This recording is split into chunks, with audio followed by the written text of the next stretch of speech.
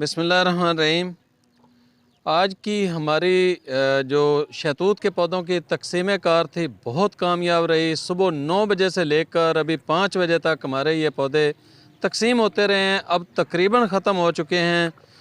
तो मेरे साथ हैं ब्रदर ग़ुलाम मुर्तज़ा, जिन्होंने ये सारी मेहनत की, लोगों से मिले, लोगों को ज़हनी तौर पे तैयार किया कि हमने शहतूत की शजरकारी करनी है और ना सिर्फ शहतूत को लगाना है बल्कि इसको पाल कर इससे हमने फ़ायदा भी लेना है, रेशम के कीड़े भी पालने हैं। तो आज का दिन कैसा लगा जी आपको? माशाल्लाह आज का दिन बहुत मसरूफ़ रहा है। इसकी माली मुआवनत मियाँ मज़हर भट्टू साहब ने की है और जिसकी तकसीम के लिए बड़ी मेहनत की है ग़ुलाम रसूल पाकिस्तानी भाई ने, जो कल रात को भी हम इशा के बाद तक यहाँ पे पौधे उतारते रहे हैं। कल सारा दिन उन्होंने पौधे उखड़वाए हैं, फिर रात को लेके आए हैं, फिर हमने यहाँ पे उतारे हैं और आज सुबह से यहाँ पे हम तकसीम में मसरूफ़ रहे हैं, इसकी तकसीम में।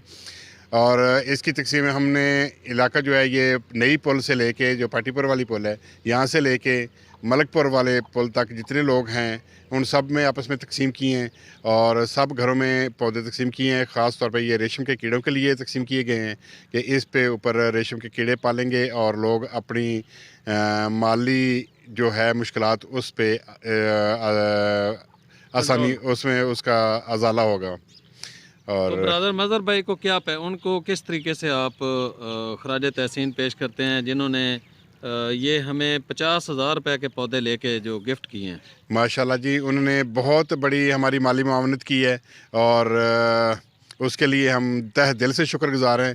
बल्कि ये रहमान ब्लॉक, ये साथ वाली जो आबादी है, मलकपुर के पंप के पीछे वाली सारी आबादी है, ये आगे खिचियों वाला टूवल है, ये सारे लोग तहे दिल से मशकूर हैं कि उन्होंने आने वाले 2 साल तक जब ये पौधे जवान होंगे और इस पर रेशम के कीड़े पाले जाएंगे तो उससे जो माली मुफाद होगा फिर उसमें जो फ़ायदा होगा वो सारे का सारा उसका क्रेडिट मियाँ मज़हर भट्टू को जाता है।